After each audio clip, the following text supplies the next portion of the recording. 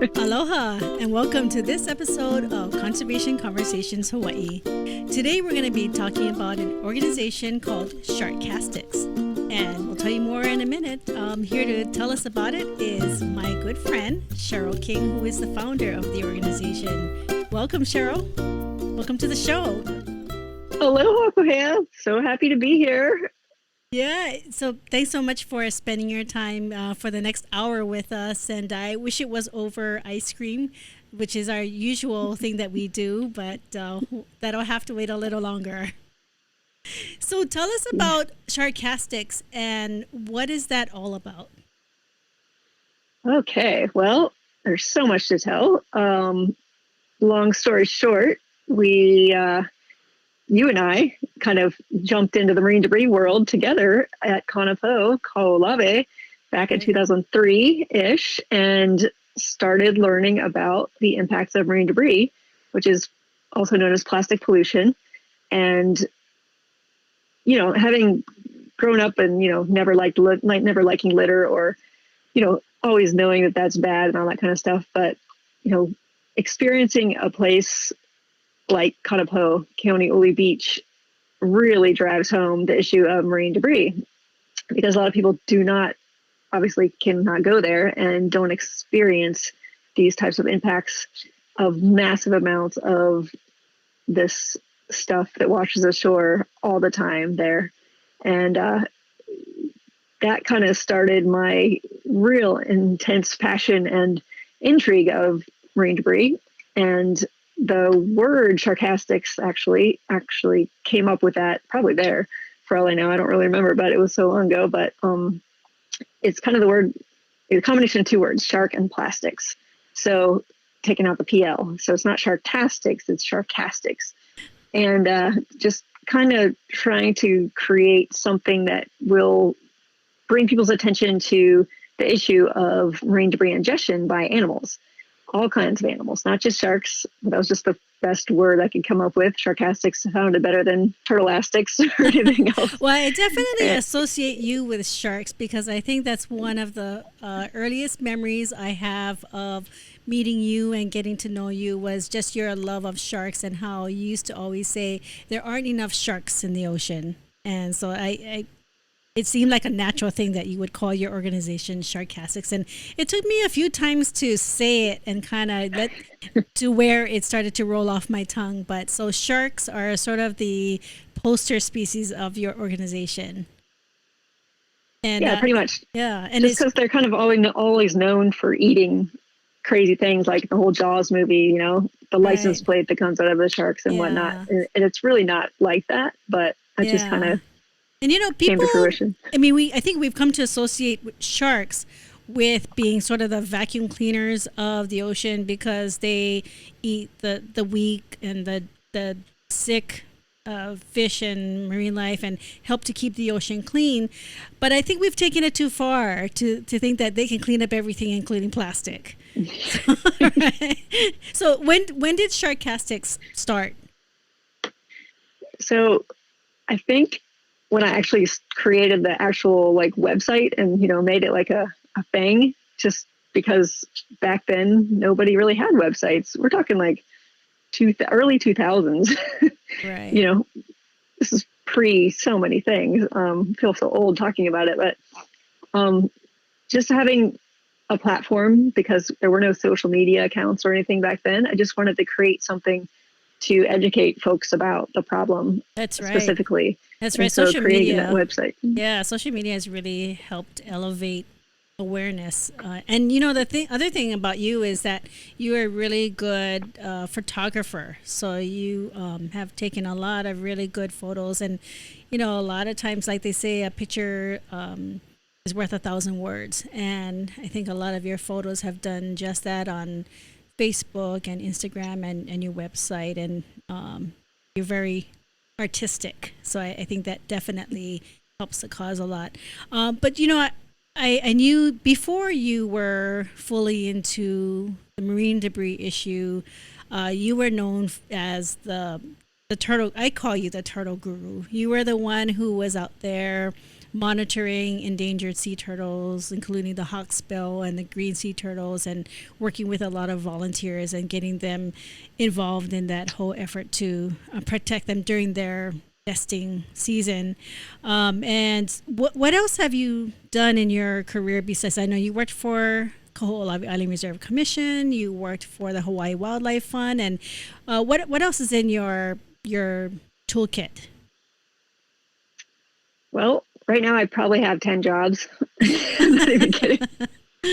We won't even have time to go over all of them, but I really do have so many things going on, which I'm super grateful for being involved in all of them. Everything from, I still do all the turtle work.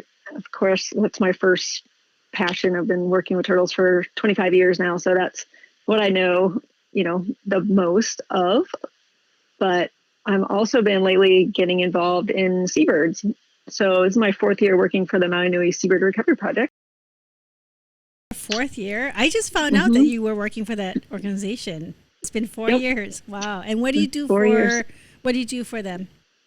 So primarily, I live in Kihei. So we have this shearwater colony down at Kama'ole 3 by the Kihei boat ramp, by the old Kirk boathouse, with all my old stomping grounds. And we monitor those critters every day and just kind of walk through the colony, look for any impacts that could be facing the birds. And I also respond to all of the downed seabird calls. And they're also impacted by marine debris too. They are.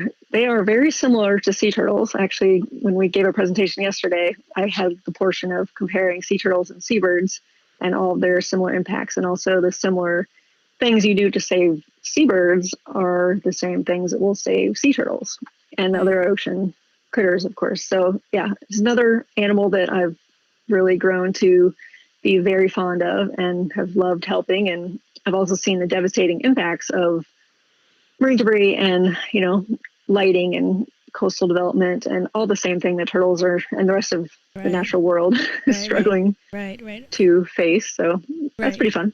A lot of similar impacts. But let's back up a little bit more and get to know you. So where did you go to high school? I know you grew up on the mainland. Where did you go to high school? Where did you grow up? Yeah, so I grew up far, far, far from the ocean in Bellbrook, Ohio, as you can call it. I've never heard anybody call it that, but I'm not going to forget that now. Nobody would but me. And back in my childhood in Ohio, I dreamt of being a marine biologist and just loved being around the water. We had a pond in my backyard and a river down the road and just always wanted to be by the water. And then I saw the ocean for the first time and just fell in love instantly and knew I'd always wanted to work with animals and, just had this fascination for it. And it doesn't really make much sense growing up there, but just followed that dream to a lot of different places. And here I am. I moved to Maui in 1999 and have made it a good jumping off spot and definitely a wonderful home. So we're definitely lucky to have you here. And, it is fascinating that you have such an attachment to the ocean and to marine life, being that you're from Ohio. My brother went to college in Indiana, and one winter he invited some of his college friends to come home and to come home with him to visit Hawaii. And it was the first time for a lot of them to be in Hawaii and to even see the ocean. And that was pretty amazing for me to see that. And so, of course, you have to make sure that they are safe and they don't treat the ocean like a lake. But that's so interesting that you were drawn to that. So where did you go to college and what did you study? So my undergrad, since had to start off in state for the affordability factor of it all, I went to Ohio University for a couple of years because they actually had a marine biology program, believe it or not, and took those courses, which was basically pre-med courses. And then they had a field studies opportunity down at Andros Island in the Bahamas. And so I did that my freshman year. And that, of course, solidified the fact that, of course, I want to be a marine biologist. And that was the first time I ever went on a plane to go there. Wow. Like, I think of kids nowadays, these kids nowadays, they're flying all over the place. But, I was a little country girl and got on a plane and went to an island, and I have loved living on islands ever since. I've just been surrounded by that nature. It's just what I want to do forever. And so then I switched colleges after that, because I knew I wanted to be a real marine biologist, not in the one that got a degree from Ohio University, and went to Southampton College of Long Island University because they had a really cool program for marine mammal behavior. So it was kind of fascinating to get the psychology behind all of the whys of what animals do and why they do it, and also get the biology background. Wow, that is an interesting topic. We could do a whole nother show just on that. That would be really interesting. I just finished watching on Netflix My Octopus Teacher. I don't know if you saw that documentary. So interesting, where I don't want to give it all away, but how an octopus and a human actually seem like they developed a very sort of intimate friendship and relationship, where they really recognized each other and really had emotional feelings. At least the human did for the octopus, and seeing it through its whole life cycle. But yeah, very interesting. If you haven't watched it, folks out there, I really recommend it. So I know Maui is home. It's been home for a long time, hopefully for a long time more. But you like to travel. At least before COVID, I know that you were a regular traveler. So is there a story that you can share with us? I'm kind of putting you on the spot, but a story of, and some kind of wildlife related story of where in a place that you've traveled to. Oh gosh, that's every place I've traveled to. Anything interesting or unique or amazing that you saw? Well, whenever I think of traveling, getting on a plane, I always want to go back to Palmyra Atoll, which is my favorite place on the planet. I've been lucky enough to be there 7 times, and each time has been just, I never want to leave. It's amazing. So it's 1,000 miles south of here, co-managed by TNC and the Fish and Wildlife Service, and it's a natural area completely because nobody actually lives there. There's a few field camp staff year round, but it's completely an area that is covered with seabirds and surrounded by the most beautiful coral reef you'll ever see, I think, and just manta rays swimming everywhere, turtles, and it's just my ideal place. And you'll never see anybody else unless you are knowing that they're there on the field crew with you. So that's always my dream place to travel. It sounds like a dream. And I've worked with a lot of interns and conservation interns, and I always tell them that being a conservationist is one of the best ways to travel and see some of the most amazing places in the world that few people ever see. And yeah, Palmyra Atoll, I've never been there. I'd love to be there to see all the things that you described. But so I'm always curious about we've been friends for a long time too, and I was always curious about who were the influential people for you when you were growing up that maybe led you on this path, or just kind of taught you some important life lessons that you carry till today. Good question. Yeah, because this is still kind of a mystery to my parents how I fell so much in love with the ocean, and they really thought it was a phase for a really long time. But I guess I can never thank them enough, of course, for all their support and their willingness to let me live that dream, and just kind of having a safe place to do so, and just having that just imagination of just dreaming big and just being like, that's what I want to do. And I guess everybody I meet, everyone always says, oh, I wanted to be a marine biologist when I was little. And I somehow, luckily, totally with their unwilling, they were never unwilling to, back me. Like, I'd have crazy ideas. I wanted to move here. I wanted to move here. And they were like, well, you can support yourself, go for it, And I just think that that's just amazing that they trusted me enough to do that. And I sometimes with some crazy looking guys, I would move off to places with, and they were like, well, if you can make it work, you can make it work. So, I always just appreciated their love and support. So have they been out to Maui to visit you and see some of the work that you do? Yeah, they've followed me everywhere I've gone to the ocean. So they just moved themselves away from Ohio to South Carolina. I'm going to laugh every time you say that. That's why I want to do it. I'm going to start calling that, and not by choice, and people are going to look at me strange. Thanks to Cheryl King. You're welcome.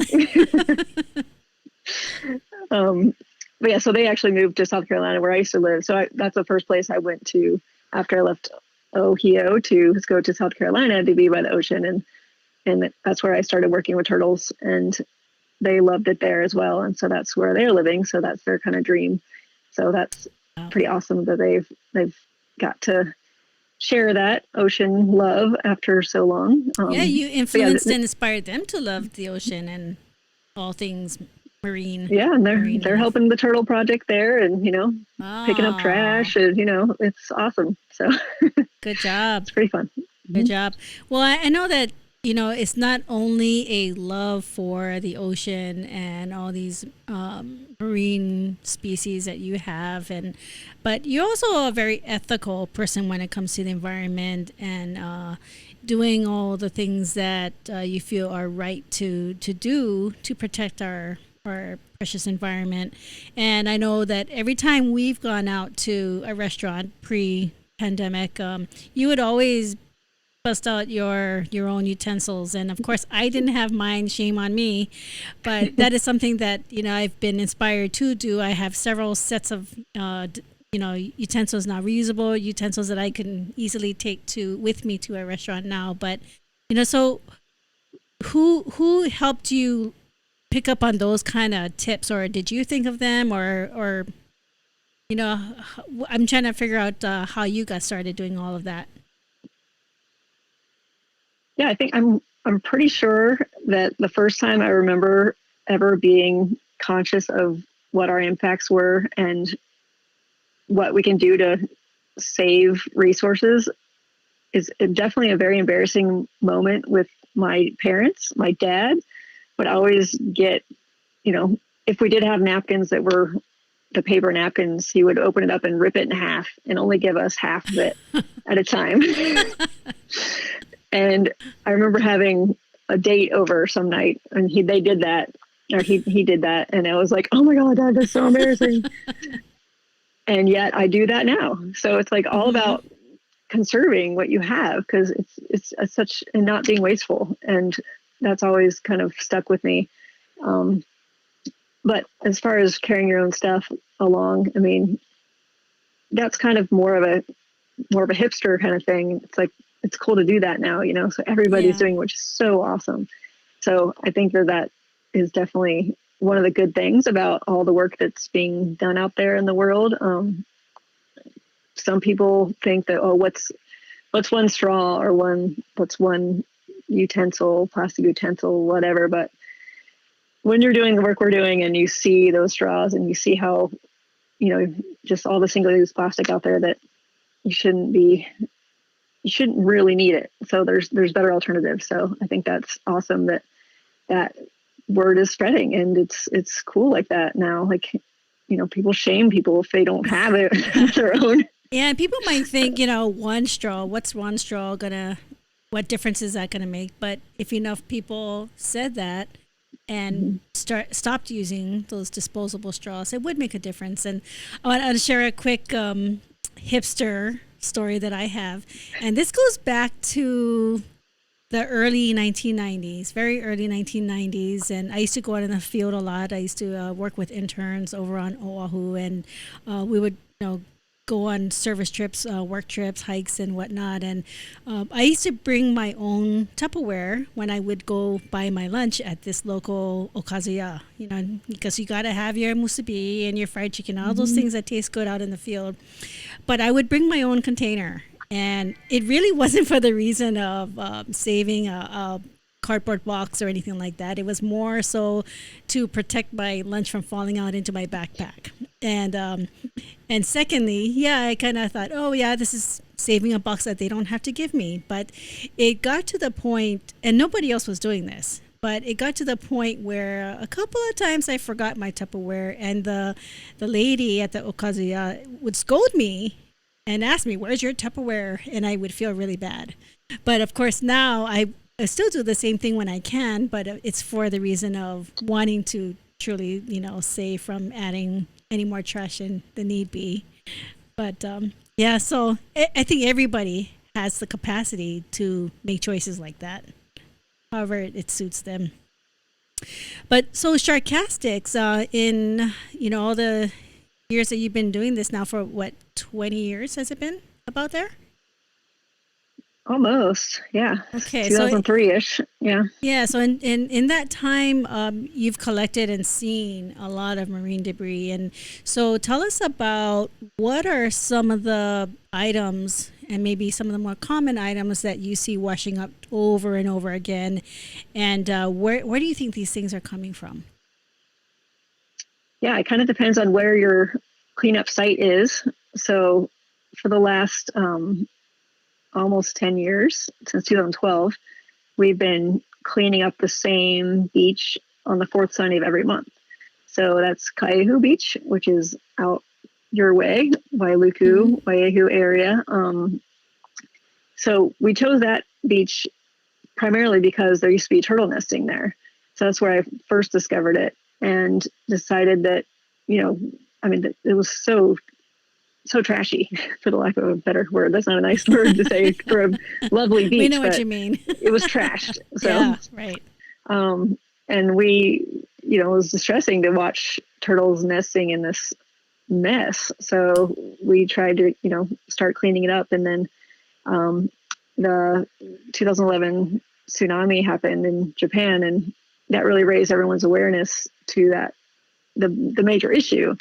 And so that's when we started picking that spot to actually clean up every month. And before that, we just did all those cleanups in Kaho'olawe. But then it's like, okay, after these, looking at this stuff for this long, I mean, I still have to analyze a lot of data to actually give you scientific answers to that question, but it's almost like every month we go there and we pick up the same sort of stuff. Like we're always picking up toothbrushes, we're always picking up cigarette lighters, we're always picking up straws. Like I have my data sheet here, and it's got 100 different categories on it so basically we clean up the beach, and then we weigh it all and we sort it by category. And it's like almost like the same. It's like Groundhog's Day. Right. Every beach cleanup, because we're still getting the same stuff. Right. And it's really fascinating to think about, and depressing, of course, too. But so that's at Kaihu. And then we recently started doing a cleanup out at Makamaka'ole, which is a little further up the coastline from Kaihu. But that is a very similar orientation as far as where the stuff is coming from. Most of it's coming from the North Pacific Gyre. That whole North Pacific Ocean, things drift around there, and they come interact with the islands here and either wash ashore or bounce off and keep going around the island. But the difference between Makamaka'ole and Kaihu is that Kaihu is right in, it has a few different stream mouths right next to it. So we're getting a lot of land-based debris from, right around Kaihu. So it goes out and then washes back ashore. But at Makamaka'ole, even there's a stream running right through it, it's not a urbanized stream. So we're getting primarily the stuff that is coming from afar. Right, so and that includes a lot of derelict fishing gear, right? Floaters. Definitely. And of their lobster traps, hagfish traps, and things like that. That are things definitely fishing, yeah. Right. For sure. I was looking up hagfish today. I didn't know what hagfish was, but I know there are a lot of those traps that wash up, and it's apparently Asian countries like to eat hagfish. I guess it's some kind of delicacy. So there are a lot of hagfish traps. So you know, I think a lot of times people might see pictures of a turtle or a whale or a seal that might be entangled in some marine debris, and they see those pictures, and it definitely touches the heart, and makes people feel sad about that. But I don't know if that always translates to what can I do to help prevent this, because it's you know there are, like we were talking about, some of the choices that we make to not buy products that are overly packaged, or things like the things that you find out on those beaches. um, I don't know. I think you've made some really good efforts to try to make that connection for people. Seeing a picture of a turtle that is totally entangled in fishy gear, or has eaten a plastic bag. Can you talk about some of the educational aspects of what your organization does?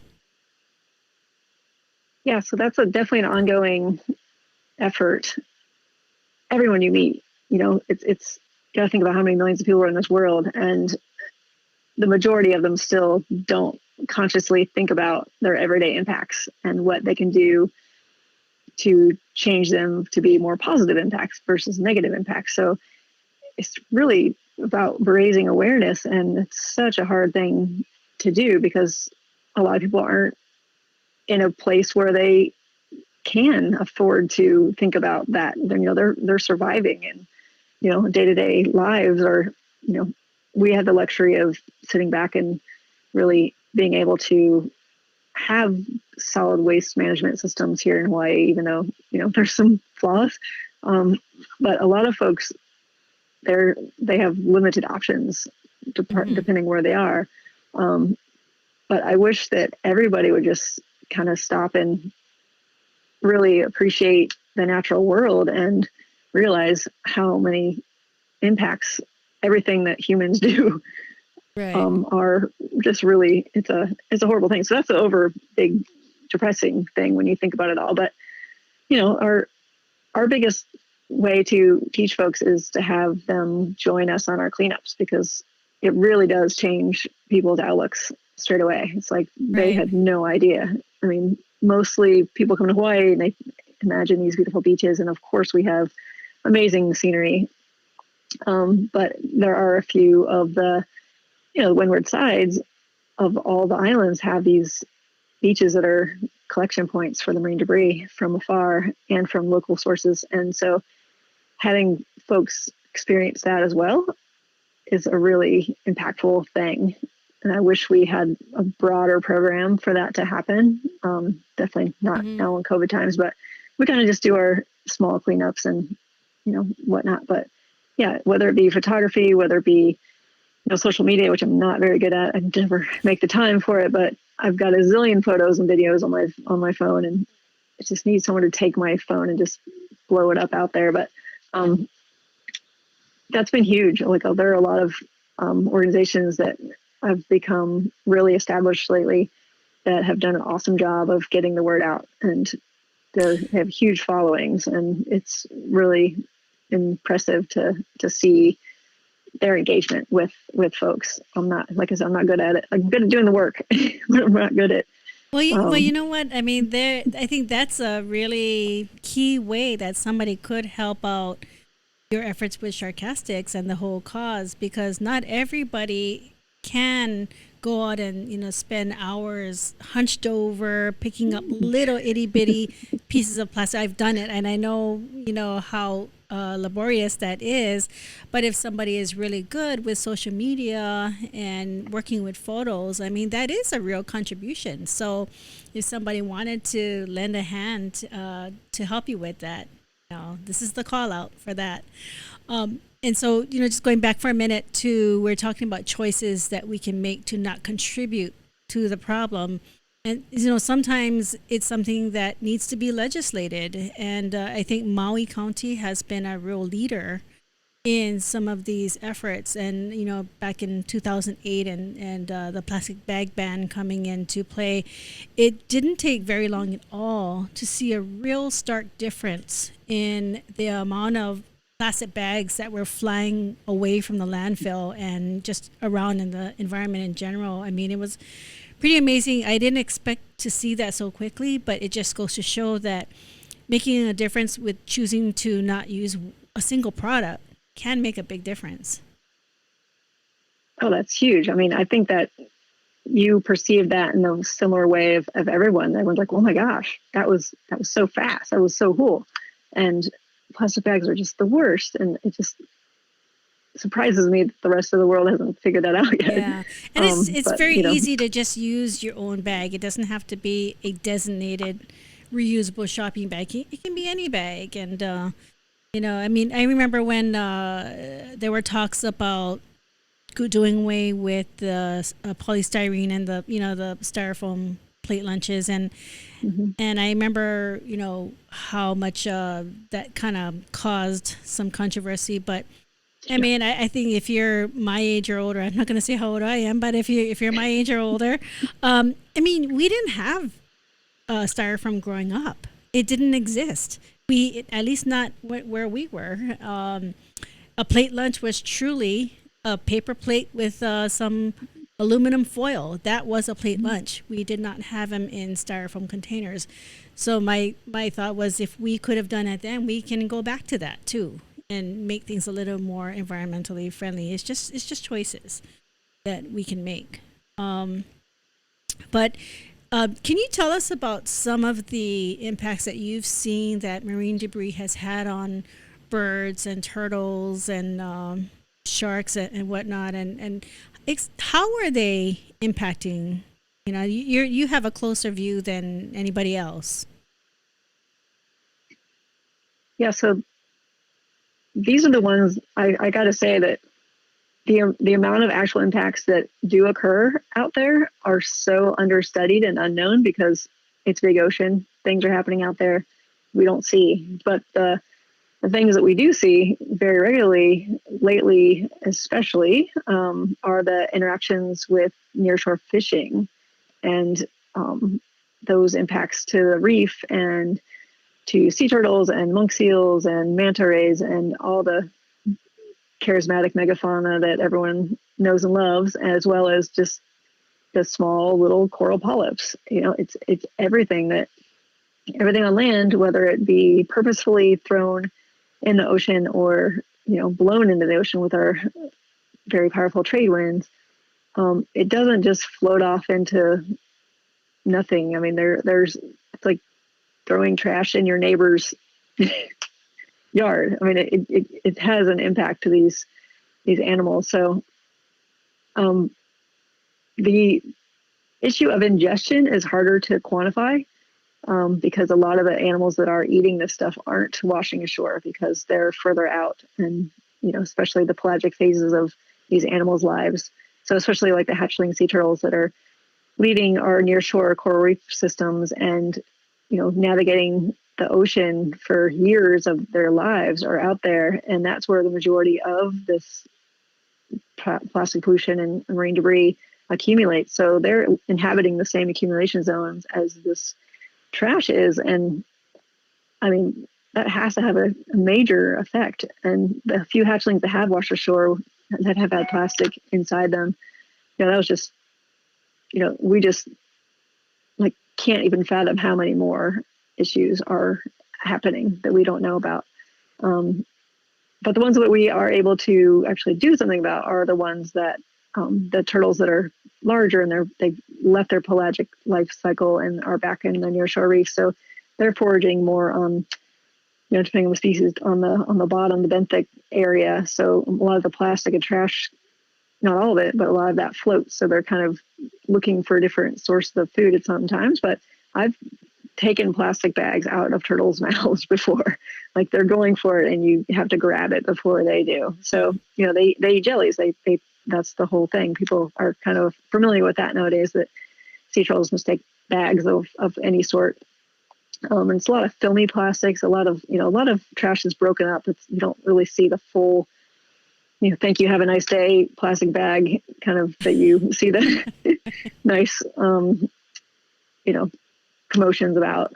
But it's just all the little stuff that is just in the water column, and they investigate it. And sometimes that, stuff starts growing on the plastic and it has the same scent that their food does. And, it's not like these animals are, lack of better, stupid, but, they're investigating and they're hungry and they're going to make mistakes. And, whether it kills them or whether they're able to pass it is one thing, but the entanglement issue is it's more obvious because, the animals don't have fingers to unwrap themselves. Right. Once they get wrapped, their swimming motion and whatnot just creates a really negative situation as far as the line or whatever, their rope or whatever they're entangled in gets tighter and tighter and tighter, and, can cut off limbs of their bodies and even strangulation and whatnot. So that's a full-on obvious impact. You see a lot of three-flippered turtles swimming around nowadays, it seems.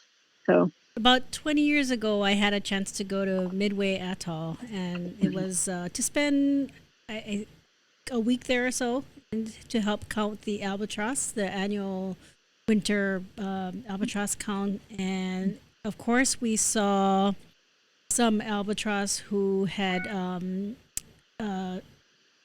died because they ingested a lot of trash, and you would see birds that had deteriorated, and so you could actually see what was inside of them. And it was so shocking to see a lot of little bits of plastic and even whole lighters. And so they definitely ingested a lot of marine debris over their life, and so they probably their brains are probably telling them that they're full, but they're really full of trash and not nutritious food. But that brings it home to a little closer to home for us as humans, and being part of this whole cycle. We like to consume fish and other seafood, and so that's part of the issue too, is plastics breaking down and fish eating those bits of plastic. And when we catch and eat those fish, we're essentially eating plastic as well. So what are the long-term effects of that? I don't know, but it definitely can't be good for us. And, yeah, that's one of the major things that people are studying nowadays, the toxins and how that's going to ruin everybody's lives at some point. Yeah, I mean, plastic is everywhere, and it does serve a good function for a lot of purposes, but the amount of it that's making its way to the ocean is just unacceptable. Right. It's horrible. So there's got to be a better way.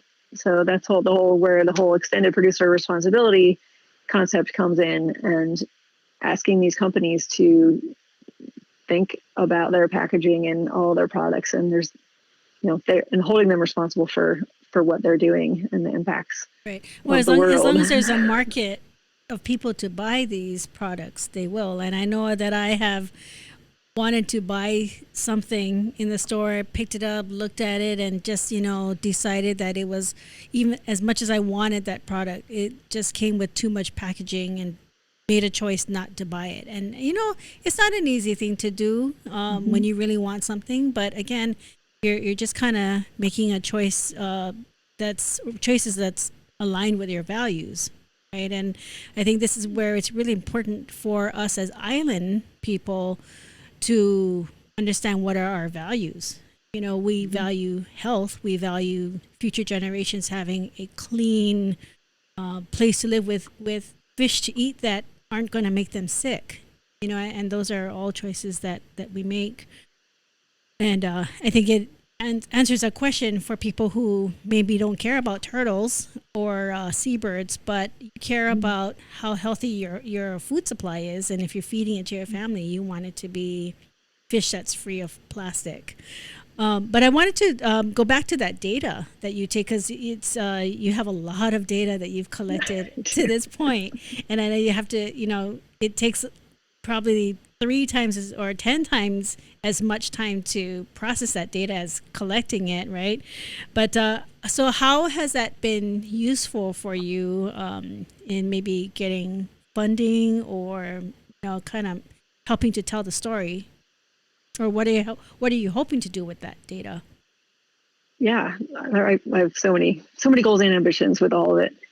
But the primary reason is, and the reason why we take the time to do so much with it instead of just picking it up and throwing it away, we really want it to tell a story, to tell us, what is washing ashore. And like we talked about earlier, the legislation was that just has to happen. When we have the numbers to show the impacts of what these items are doing to our planet, and it's not just a faraway problem, it's our responsibility to create a better world, like we've been talking about.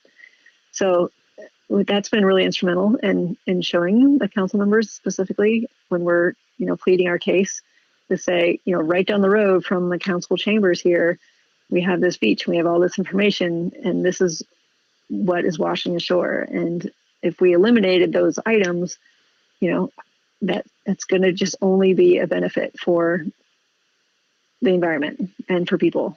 So it's a human health, and obviously animal health, ecosystem health solution. So that's really that is smart. my ultimate goal. That's really smart, because you're bringing it to pointing out that it's right in their own backyard, and that's when people tend to wake up and kind of start paying attention, is when it's in their own backyard.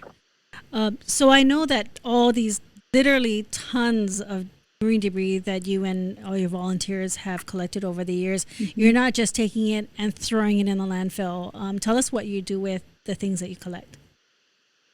There's so many different things we like to do with it. Some of it does have to go to the landfill because it's yucky, for the lack of a better term, and we don't have the ways to recycle a lot of it here. And recycling is not the answer, obviously. Everybody kind of knows that nowadays.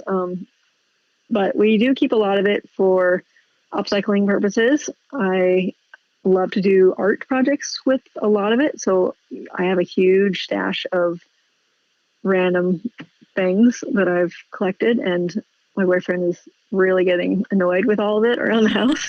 But we have a little warehouse space now, so we've thrown it all up there, and just trying to create educational items to, not to make people love plastic, because it is kind of pretty once you make things out of it. But just, a lot of folks are doing now too, just educating people with the big impact of a pretty piece of art, and then them looking at it closely and realizing, oh, that's rope from a fishing net or whatever, like anything you're using, or toothbrushes or whatever. So, but we've been working on this for a few years now, the Precious Plastics Initiative with the Maui Niue guys. So hopefully that'll be kind of jump-started again this year. So it's the same idea as looking at trash as a resource, not as trash.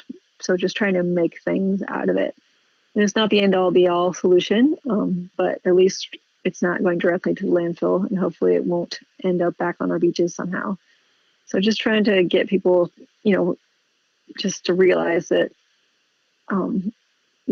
another tying into that, our Zero Waste Maui Coalition program that we've been launching the last couple of years now, it tries to bring those ideas together, and everybody that's kind of working on these endeavors, because it has grown. The family of trash folks have blossomed lately, so we're kind of trying to bring everybody together to figure out what we can do together collectively, and figure out what are our best options, whether it be, some folks ship their big fishing nets to H Power on Oahu. We don't have that kind of situation here on Maui, so that's very controversial, and everything you do with it is somewhat controversial.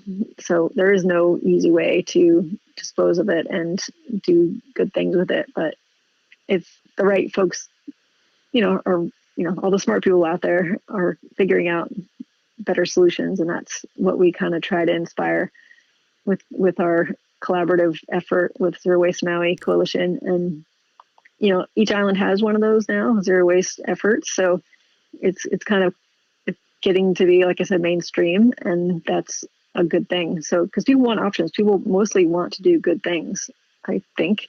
And, and there's a lot of miseducation out there, and there's a lot of just like, just nobody knows. So just getting the truth out there on a lot of topics is helpful, hopefully. So we're trying to work that out. Well, marine So, debris is a global issue, but what is mhm. it that makes your work in Hawaii unique? Besides, I guess the challenge of us being the most isolated set of islands in the world, is there anything that makes dealing with this issue unique? Well, everybody kind of has to deal with it in a different way, and some people choose not to deal with it at all. And you know, those island nations that don't have good waste management systems, that's just heartbreaking to see and to go visit and just see just so much trash in the street and whatnot. And that is where we need to concentrate our work on as people that are able to do that. But here in Hawaii, we're really lucky to have, like I said earlier, potentially good ways of dealing with our products and whatnot. We're situated in the middle of the Pacific, so we're getting stuff from all around, and everyone says it's one ocean, so everything is actually connected at some point. But we do get different things up here than, for instance, Palmyra, just 1,000 miles south of here. We talked about the hagfish traps and the oyster spacers that we get so many of here.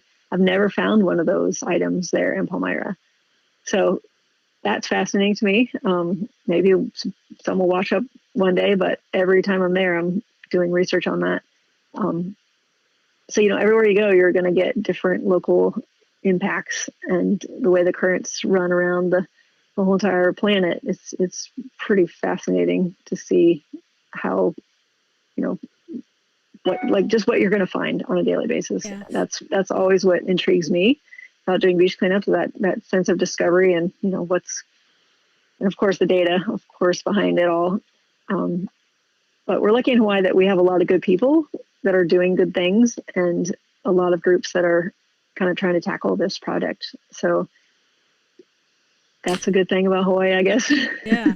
Well, let's talk a little bit about, you kind of mentioned it, but let's talk a little bit about the Great Pacific Garbage Patch or a gyre. There are 5 known large gyres around the world, but it's something that's sort of a mystery too because nobody's ever seen it, or a few people have ever seen it. It's just something we hear about, but we don't know a lot about. But can you describe or tell us what you know about it, just briefly?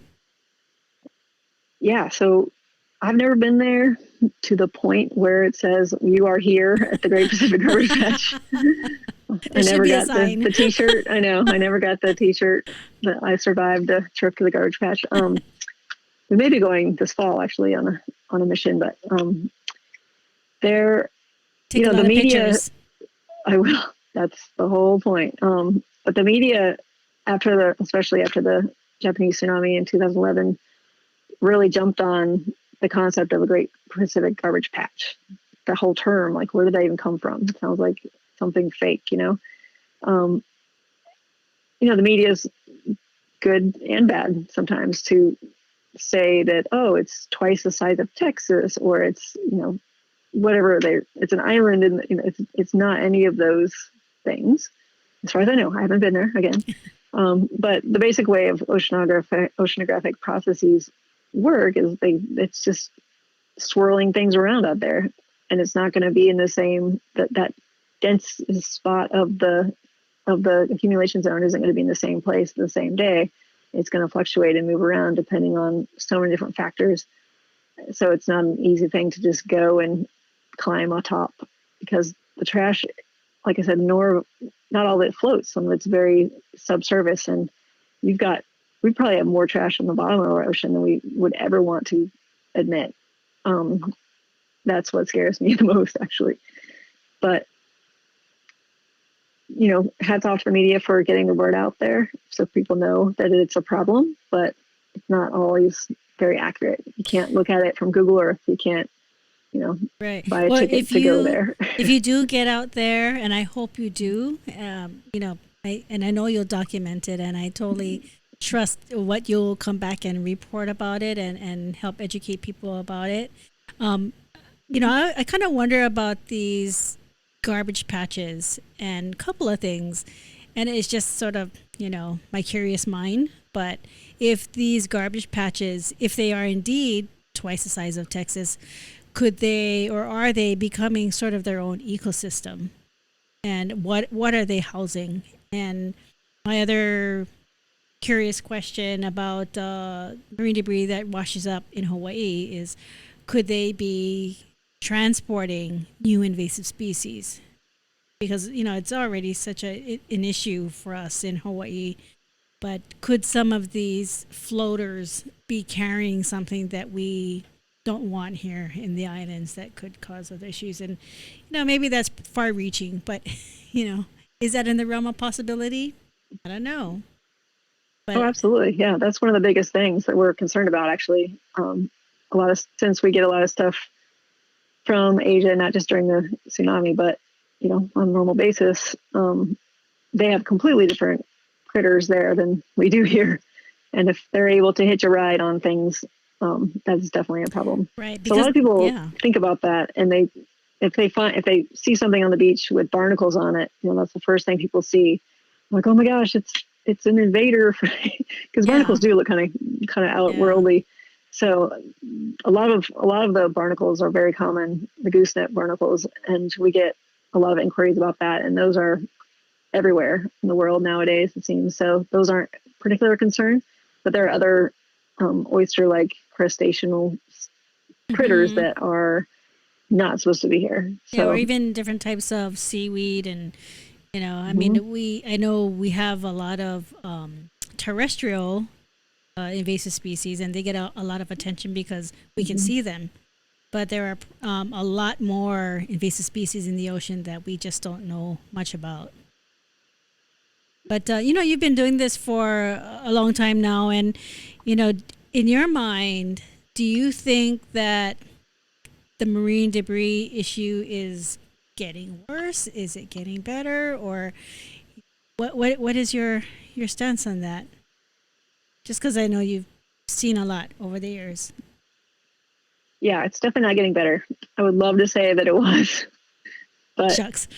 there's no Debbie Downer. I know I am. I would love to go one day to Kaiehu and be like, oh, there's nothing here for us to pick up. We're done here, but that's never happened. And I hate to say never, but I don't think it ever will. Just the amount of plastic production that this world is pumping out, and the consumerism is just out of control. So So, what would it take, you think? I mean, just being really extreme about it, what would it take to really turn this issue around? And, dealing with what's already out there, that's one thing. But to continue having more and more plastic in the environment, what do mhm. you think needs to happen? Overall, if everybody just cared and was aware, that would make a huge difference. And every time you purchase something, like you were saying, you're voting for what you want to see in the world with your money. And if everyone was all of a sudden just like, no, we're not going to do that. There's got to be a better way. And that's the pipe dream, never going to happen sort of thing. But it really is human behavior. It all comes down to human behavior, and less greed, and less, the crazy politics behind it all. And just, it goes deep into every dark place, it I'm seems. glad you mentioned So, money because that was going to be my next question. Because everything comes at a cost. It comes at a cost to make these products that create the mhm, debris, but there's also a very real and huge cost to clean it up. And mhm. you know better than anyone what those costs are. So when you're doing a typical uh, cleanup, that might be 2 or 3 tons of trash. What are some of the costs that your project has to undertake to handle that?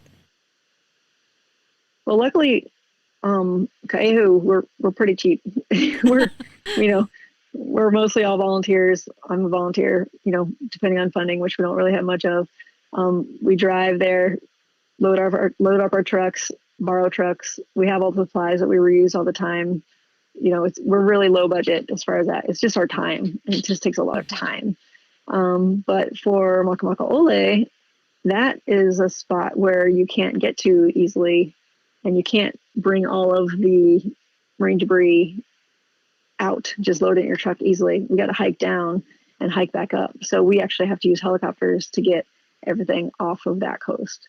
So that, as we all know from Kaho'olawe days, that is not cheap at all. So that's where the majority of our money goes to, is for that. And we were lucky enough to, when we started this project at Makamaka'ole a couple years ago, to have a County of Maui grant, but that's run out. So we're continuing this project because I really do believe in the results that we're collecting from the two sites, comparing Kaihu and Makamaka'ole. So we're going to continue to do a cleanup. We have one in 2 weeks, and we're going to definitely try to beg for some money to pay for that, for those helicopter costs, because it adds up fast. But otherwise, doing a beach cleanup doesn't cost a lot of money.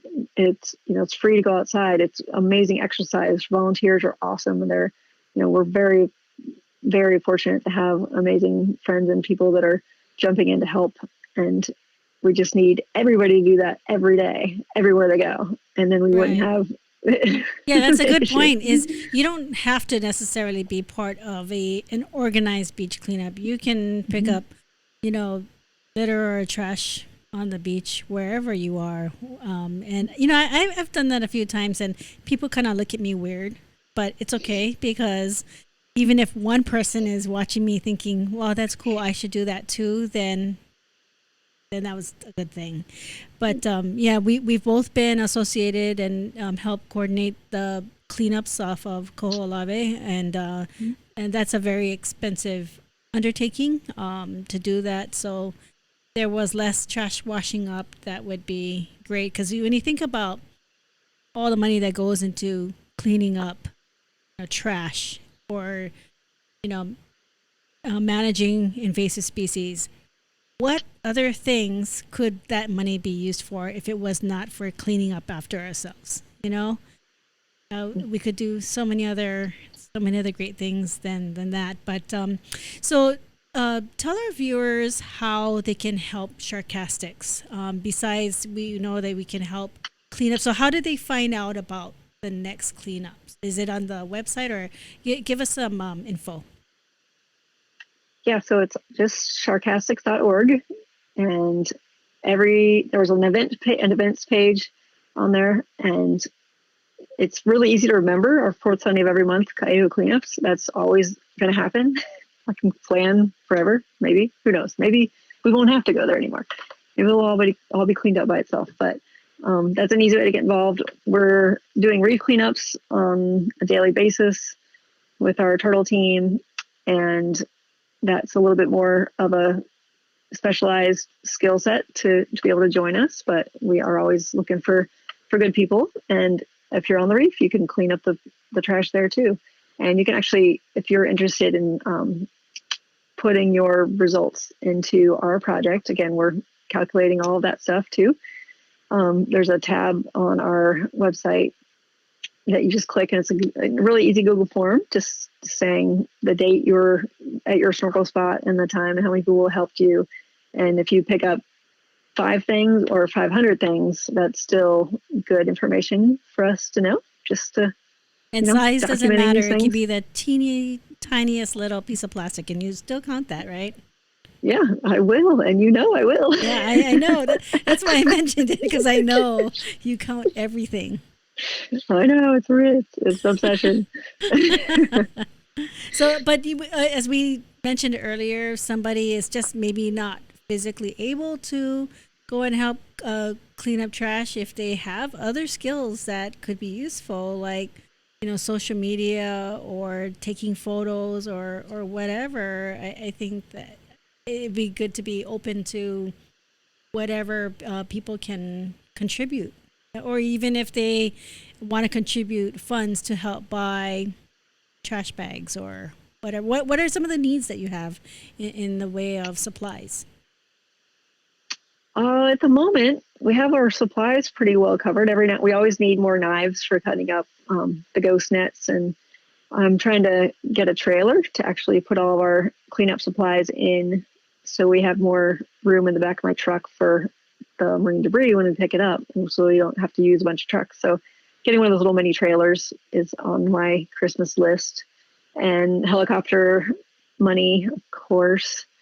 And we have a really good team of volunteers, and just having their support is awesome. But we're not marketers, we're not social media gurus. We're into doing the work and being out there, and telling our story is not one of our strong suits. So even though we've been doing this forever, not a lot of people know about it. To be able to spread the word, I know the value of talking it up and getting the information out there. Right. So yeah, anybody that wants to help us, just even liking us on social media, I know that's a thing. So and help tell the story. And help tell the story, because I mean, for every person who hears the story that had no idea about this issue and might want to help in some way, I think that it takes a village to deal with this issue. So yeah, I think it's pretty open and inviting to anybody who wants to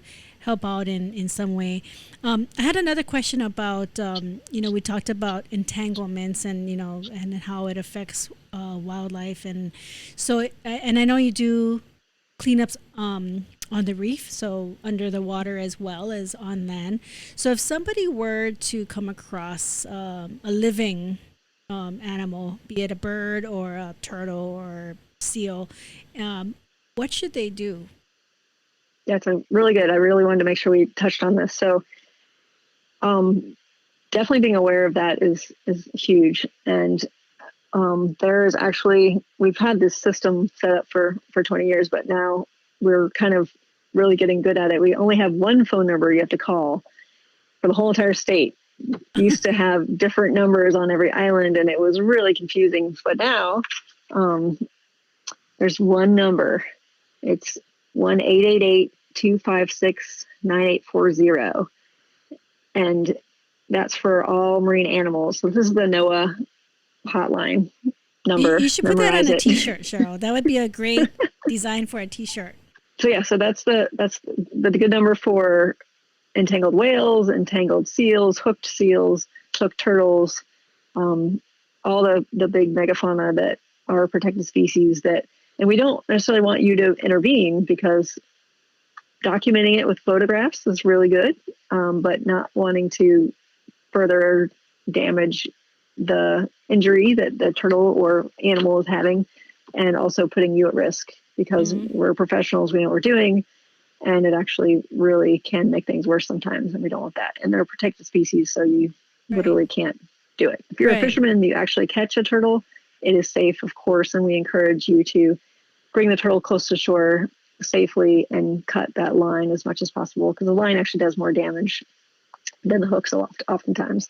Yeah. So there's a ton of information online for that. If you just Google fishing around sea turtles, NOAA has a whole program around that.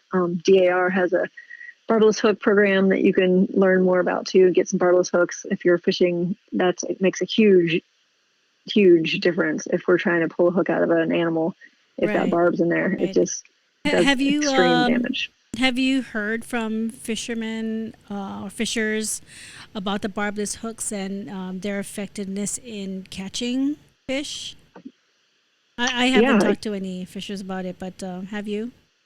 Yeah, it occasionally comes up whenever we're talking to folks, and everybody kind of, has different stories about it. And I feel like the more they try to use it, the barbless, they'll be impressed with that. And that's why DAR does sponsor fishing tournaments and contests and whatnot for, whatever category they're winning in, the biggest fish caught or whatever, with those barbless hooks. You can only use those. So just getting the word out there is really good. And the different types of line. I mean, we have so much data, speaking of data, about how many turtles are being impacted by the stuff, and what line is the most, detrimental, what kind of hook. I mean, we've seen hooked every kind of hook you can imagine in these animals. So it's not like, oh, if everybody just stops using this hook, they'll be fine. It's turtles get themselves in trouble all the time, it seems, sadly. So Yeah. just trying to understand the problem and communicate with fishers is very high on our to-do list and must-do list, because fishing is not going to stop in Hawaii, nor should it. And we just have to, along with everything else, just coexist, and just having that respect for the animals and knowing your impacts and cleaning up after yourselves. Simple. Right. Don't leave your line in the ocean, and being aware of where your gear is at all times. Right. Just the little things can really help. So yeah, I want to give out a shout out to Brian Yoshikawa of Maui Sporting Goods. For several years we ran the Roy Roundup tournaments with Daryl Tanaka, and so we always promoted the barbless circle hooks, and had Division of Aquatic Resources on hand to help do that.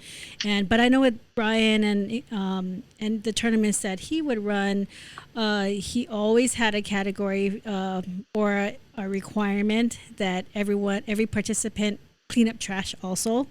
So they had to bring back so many pieces of trash, and I think he was really good about promoting not only conservation but also the marine debris issue. And so, yeah, everybody can help out in some way if they really want to, and find a way to do that. And somebody like Brian, who is very influential in the fishing community, I think has a really important voice in that. So I think he's using it really well.